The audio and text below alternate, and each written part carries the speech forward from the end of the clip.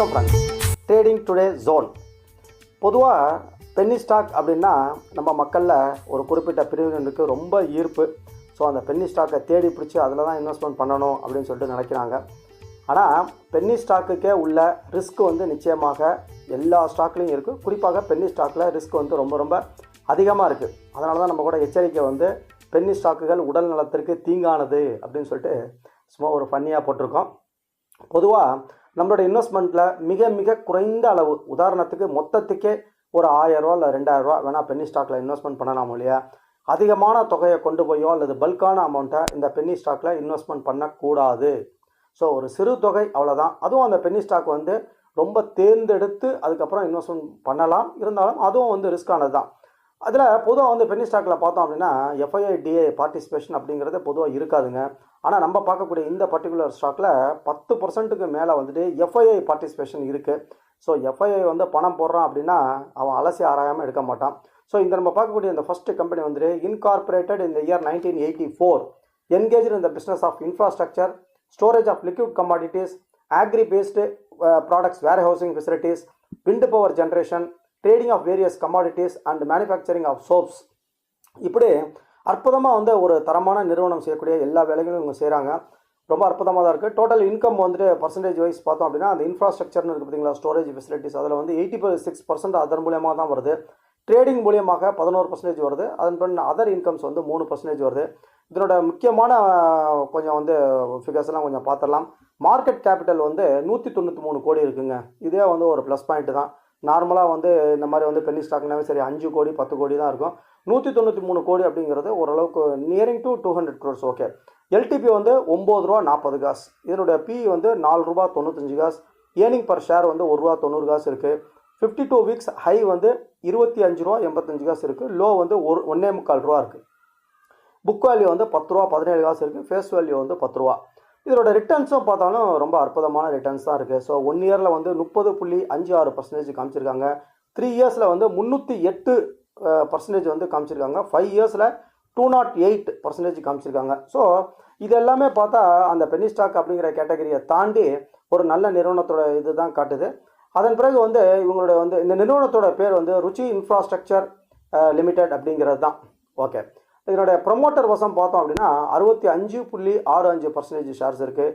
எஃப்ஐஐட்ட 10.64% shares இருக்குது. டிஐட்ட participation இல்லை. பொதுமக்கள் அண்ட் ஹெச்என்ஐட்ட 23.71% ஷேர்ஸ் இருக்குது. கடந்த 3 வருட காலமாக பார்த்தோம் அப்படின்னா இதனுடைய சேல்ஸ் அண்ட் நெட் ப்ராஃபிட் பார்த்தோம் அப்படின்னா சேல்ஸ் முறையாக 2020 அண்ட் 21-22 பார்த்தோம் அப்படின்னா 86 கோடி 62 கோடி 69 கோடி அப்படின்னு சொல்லிட்டு சேல்ஸ் காமிச்சிருக்காங்க. நெட் ப்ராஃபிட் இந்த 3 வருடங்களும் முறையே -5 கோடி 51 கோடி 53 கோடின்னு காமிச்சிருக்காங்க. பென்னி ஸ்டாக்கில் இருக்கக்கூடிய பெக்குலியர் நேச்சர் தான். சேல்ஸ் 69 கோடி இருக்கிறப்ப நெட் ப்ராஃபிட் எப்படி 53 கோடி வரும்? அவ்வளோ அற்புதமான நிறுவனமா அப்படின்னா அப்படி கிடையாது. இவங்களுக்கு நார்மலான நெட் ப்ராஃபிட் தான் வந்திருக்கு. பட் இது அதர் இன்கம் இவங்களுக்கு நிறையா வந்திருக்கு. அதாவது சேல் ஆஃப் ப்ராப்பர்ட்டிஸ் மூலியமாக இந்த மாதிரி நெட் ப்ராஃபிட் ரொம்ப அதிகமாக வந்திருக்கு. அதை தான் இவங்க காமிச்சிருக்காங்க. மொத்தத்துக்கு டெக்னிக்கல் சைடு பார்த்தாலும் இந்த ஸ்டாக்கோடைய சப்போர்ட் ரீஜன் 7 ரூபாயிலேருந்து 8 ரூபா அப்படின்னு சொல்லிட்டு சொல்லலாம். அதாவது கரெக்டாக சொல்லணும் அப்படின்னா 6 ரூபா 50 காசுல இருந்து 7 ரூபா 8 ரூபாய் எப்பப்பெல்லாம் டச் ஆகுதோ அந்த சமயத்துலலாம் ஸ்டாக் உடனே ரிவர்ஸ் ஆகி நல்லா மேலே போக ஆரம்பிச்சிடுறான். அதனால் அந்த இப்போதைக்கு கூட ஸ்டாக் அந்த 9 ரூபா 50 காசு இந்த ரேஞ்சில் தான் இருக்கான். அதனால் நிச்சயமாக அந்த 7 ரூபாய் 7 ரூபாய் 8 ரூபா வர்றப்ப டச் பண்ணுறப்ப நிச்சயமாக இதில் மிக குறைந்த தொகையை நம்ம இன்வெஸ்ட்மெண்ட் பண்ணலாம். பல்காக இன்வெஸ்ட்மெண்ட் பண்ணிடக்கூடாது. மற்றபடி ஒரு பென்னி ஸ்டாக்குடைய ரிஸ்கெல்லாம் இருக்குது. ஓகே, 2வது ஸ்டாக்கை நம்ம பார்க்கலாம் ஃப்ரெண்ட்ஸ். அடுத்த ஸ்டாக் 1990 தொடங்கப்பட்ட small cap company. Market capital 52 கோடி.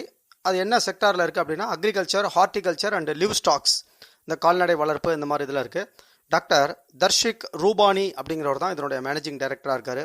தற்போதைக்கு என்ன விலையில் எல்டிபி இருக்குது அப்படின்னா 14 ரூபா 68 காசில் ட்ரேடிங் ஆகிட்டு இருக்கு. இதனுடைய பி 3.93 டைம்ஸ் மடங்கில் இருக்குது. ஏர்னிங் பர் ஷேர் 3 ரூபா 73 காசு இருக்குது. 52 வீக்ஸ் ஹை அண்ட் லோ பார்த்தோம் அப்படின்னா 20 ரூபா 73 காசு, லோ 7 ரூபா 6 காசில் இருக்குது. புக் வேல்யூ அற்புதமாக 19 ரூபா 32 காசில் இருக்குங்க. ஃபேஸ் வேல்யூ 10 ரூபா இருக்கிறதும் ஒரு நல்ல அட்வான்டேஜ் தான். இதனோட ரிட்டர்ன்ஸ் பார்த்தாலும் ஓரளவுக்கு நல்ல ரிட்டர்ன்ஸே கொடுத்துருக்காங்க. ஒரு மாதத்தில் 14.78%, 1 இயரில் 103.61%, 3 இயர்ஸில் 262.47% அண்ட் 5 இயர்ஸில் 21.02% சொல்லிட்டு கொஞ்சம் கம்மியாக காட்டுது 5 இயர்ஸில்.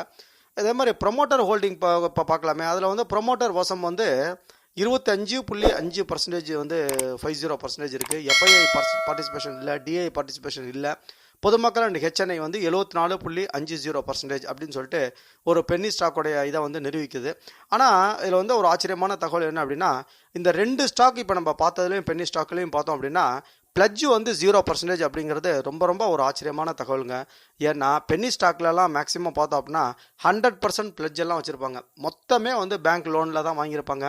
அந்த மாதிரி பென்னி ஸ்டாக் வந்து திடீர்னு வந்து அந்த பேங்க்காரன் வந்து உடனே அந்த ஸ்டாக்கை வந்து ஒரு கொஞ்சம் ஏற ஆரம்பிச்சினாவே விற்க ஆரம்பிச்சிருவாங்க. ஆனால் இந்த 2 ஸ்டாக்லையுமே வந்துட்டு அந்த பிளட்ஜ் அப்படிங்கிறது இல்லை அப்படிங்கிறது ரொம்ப ஒரு அட்வான்டேஜ் தான். அடுத்தது கடந்த 2 வருடங்களில் இதனுடைய வந்து சேல்ஸ் க்ரோத் அப்படின்னு பார்த்தோம் அப்படின்னா சேல்ஸ் வந்து கிட்டத்தட்ட 79 கோடியிலிருந்து 148 கோடியாக உயர்ந்திருக்கிறது. அதே மாதிரி நெட் ப்ராஃபிட் வந்து நில் அப்படின்னு சொல்லிட்டு காமிச்சிருக்காங்க ஒரு வருஷம். அதுக்கு அடுத்த இந்த வருஷம் வந்து 9 கோடி காமிச்சிருக்காங்க. டெக்னிக்கல் சைடும் சரி 11 ரூபா அப்படிங்கிறது இதுக்கு ஒரு ஸ்ட்ராங்கான சப்போர்ட் ரீஜன். எனவே பென்னி ஸ்டாக்ல என்னென்ன குறைபாடுகள் நன்மை தீமைகள் இருக்குமோ அது எல்லாமே கலந்து இந்த 2 ஸ்டாக் இருக்குது. இந்த 2 ஸ்டாக்கும் வந்துட்டு ஸ்க்ரீனரில் நான் போட்டு வடிகட்டி தேர்ந்தெடுத்த ஸ்டாக்கு தான். அதனால் இது வந்து பென்னி ஸ்டாக்கில் இருக்கிறதுலே மோசமான ஸ்டாக்குகளில் இந்த பென்னி ஸ்டாக் வந்து நல்ல ஸ்டாக்குன்னு சொல்லலாம். அதே சமயத்தில் நான் வந்து பென்னி ஸ்டாக்கில் எப்போவுமே இன்வெஸ்ட்மெண்ட் பண்ண மாட்டேன். என்னுடைய பாலிசி வந்து இந்த பென்னி ஸ்டாக்கு பக்கமே போகாமல் இருக்கதான் என்னுடைய பாலிசி. இருந்தாலும் நம்ம நண்பர்கள் சில பேர் கேட்டதுனால இந்த ஸ்டாக்கை சொல்லியிருக்கேன். மற்றபடி மறுபடியும் சொல்கிறது இது வந்து அட்வைஸ் கிடையாது, பை கிடையாது, செல் கிடையாது. சும்மா ஒரு எஜுகேஷன் பர்பஸ்க்கு வந்து நம்ம போஸ்ட் பண்ணியிருக்கோம். நீங்களும் வந்து இந்த 2 ஸ்டாக்கையும் நல்லா ஸ்டடி பண்ணுங்கள். ஸ்டடி பண்ணிவிட்டு உங்களுக்கு விருப்பமாக இருந்தாலும் கூட மிக மிக குறைந்த அமௌண்ட்டை வந்து நீங்கள் போட்டுக்கலாம். அது உங்களுடைய விருப்பம். இந்த 2 ஸ்டாக்கில் எந்த ஸ்டாக் உங்களுக்கு பிடிக்குது அப்படிங்கிறத கமெண்ட் செக்ஷனில் சொல்லுங்கள். மற்றும் ஒரு அற்புதமான ஒரு வீடியோவில் சந்திப்போம். வாழ்க வளமுடன், வாழ்க வளமுடன். Trading today zone Ravichandran.